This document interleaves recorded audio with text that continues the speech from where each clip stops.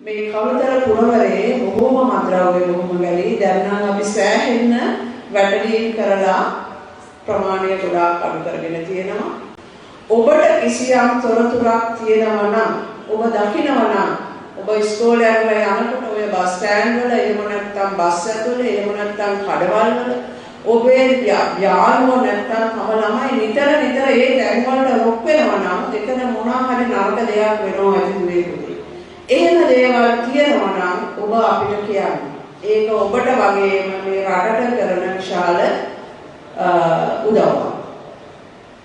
මගේ telephone number එක ලියා ගන්න පුළුවන් නම් ලියා ගන්න. මතක තියාගන්න පුළුවන් නම් මතක තියාගන්න 071 859යි 26යි 83.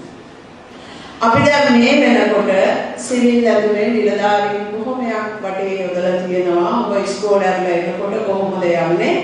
ඔබ ඇසුරු කරන්නේ කවුද? ඔබ රංචු බහැලා ඉන්නේ කොහෙද කියන එක බලන්න.